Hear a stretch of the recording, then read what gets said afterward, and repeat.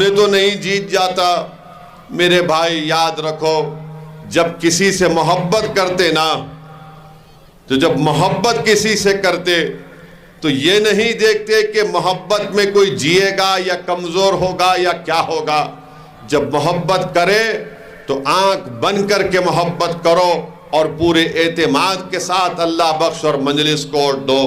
جب آپ ووٹ دیں گے آپ کی اہمیت بڑھے گی، جب آپ ووٹ مجلس کو دیں گے آپ کی طاقت بڑھے گی، جب آپ متحدہ طور پر مجلس کو ووٹ دیں گے تو پوری پارٹیوں کو معلوم ہو جائے گا کہ اب کمزوروں اور مظلوموں کو B J P R S S سے نہیں ڈرایا جا سکتا۔ جب آپ مل کر ووٹ دیں گے تو بی جے پی کو بھی معلوم ہو جائے گا کہ اب یہاں کا غریب اور کمزور اپنی ایک سیاسی آواز کو پیدا کر رہا ہے، اپنے نیتا کو کھڑا کر رہا ہے، تاکہ کرناٹکا کے ان تمام فرقہ پرست، موقع پرست، ان تمام میر جعفر اور میر صادق سے مقابلہ کرنے کے لیے۔ اور یاد رکھو میری اس بات کو، تم ٹیپو کا نام سن کر چیخ مارتے ہو، مگر تم کو معلوم ٹیپو کو مارنے والا، ٹیپو سے غداری کرنے والا کون تھا؟ کون تھا ٹیپو سے غداری کرنے والا؟ کیا نام تھا اس کا؟ سراج الدولہ سے جنگ میں غداری کرنے والے کون تھے؟ سوچو تھوڑی دیر کے لیے۔ ٹیپو سے اگر غداری نہیں کرتا تو ٹیپو وہ جنگ جیت جاتا۔ سراج الدولہ سے غداری نہیں کرتے تو سراج الدولہ بنگال کی وہ جنگ جیت جاتے۔ کون تھے؟ ان کا نام کیا تھا؟ ان کا نام میر جعفر اور میر صادق تھا۔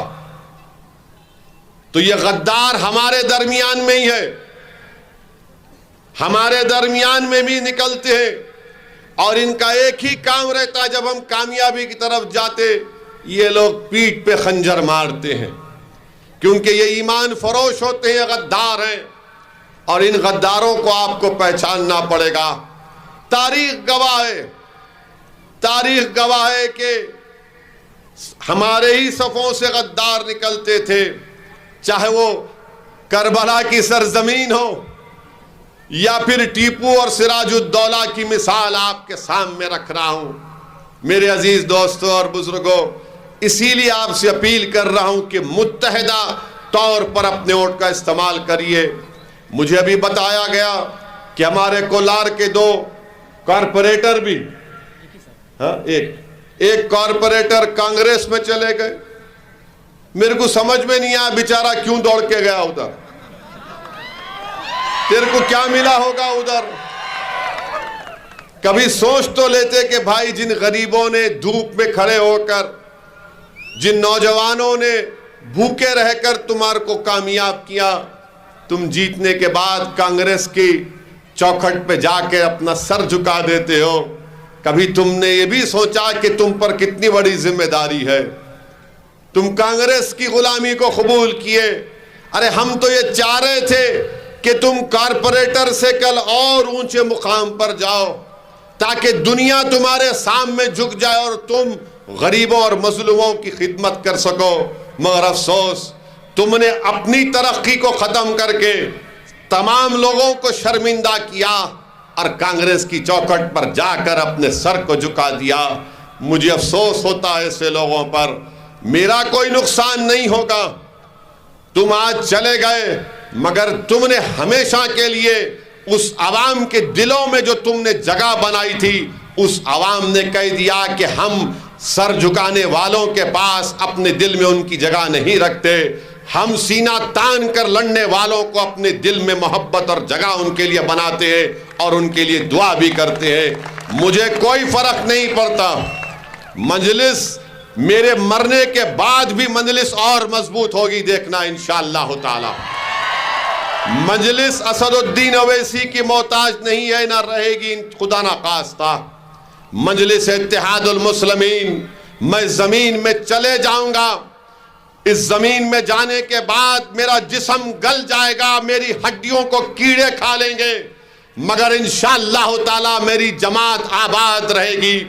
جو خواب میں دیکھ رہا ہوں غریب اور مظلوموں کے لیے، شاید میرے مرنے کے بعد کوئی اور آئے گا جو ان غریب اور مظلوموں کو مقام دلائے گا، مگر لڑنا ہمارا کام ہے۔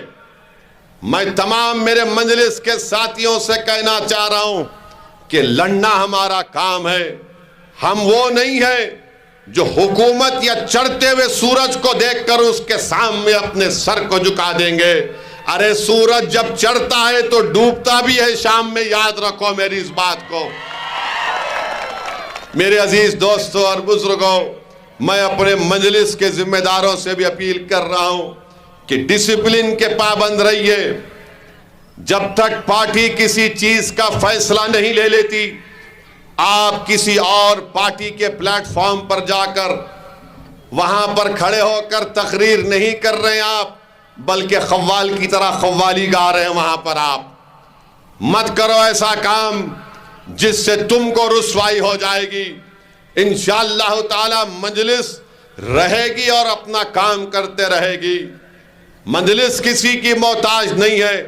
اگر آج اللہ سبحانہ و تعالیٰ نے اسد الدین اویسی کو کچھ پہچان دی ہے، اگر آج اللہ سبحانہ و تعالیٰ نے اسد الدین اویسی کو بولنے کی صلاحیت دی ہے، اگر آج اللہ سبحانہ و تعالیٰ نے حیدرآباد کی گلیوں سے نکلنے والے ایک شخص کو کولار کی زمین پر پہنچا دیا، جس کو سننے کے لیے اتنی بڑی تعداد میں لوگ آج جمع ہوئے ہیں، اگر آج اللہ نے اسد الدین اویسی کو 4 مرتبہ MP اور 2 مرتبہ MLA بنایا، اگر آج اللہ نے اسد الدین اویسی کو جو کچھ میرے پاس ہے وہ اللہ کا فضل ہے، تو یاد رکھو وہ مجلس کی وجہ سے ہے، اسد الدین اویسی کی وجہ سے نہیں ہے۔ جب تک میں مجلس کا نام لیتا رہوں گا، جب تک میں اس پلیٹ فارم سے ظالموں کے اس کو ظالم کہتا رہوں گا، جب تک میں مجلس کے پلیٹ فارم سے غریب اور مظلوموں کی دل میں چھپی ہوئی بات کو بیان کرتا رہوں گا، اس وقت تک اللہ مجھے دنیا میں عزت سے نوازتا رہے گا، اور آخرت میں بھی انشاءاللہ مجھے امید ہے کہ مجھے اللہ سبحانہ و تعالی نبی کریم صلی اللہ علیہ وسلم کے صدقہ طفیل میں اللہ حشر کے میدان میں بھی مجھے کامیاب کرے گا۔ گو میرے اعمال اچھے نہیں ہیں، مگر کم سے کم میں نے اپنے ایمان کا سودا نہیں کیا، میں نے ظالموں کی چوکٹ پر جا کر سر کو نہیں جھکایا، میں نے لوک سبھا کے ایوان میں اکیلے کھڑے ہو کر 400-500 MPوں کے سامنے سچائی کو بیان کیا۔ یہ میرا کام ہے، اب آپ کو یہ کام کرنا ہے انشاءاللہ تعالی۔ یہ کام آپ کو کرنا ہے، آپ کو لیڈر بننا ہے، آپ کو رکن اسمبلی MLA بننا ہے، تم کو نیتا بننا ہے۔ یہ کام مجلس کر رہی ہے۔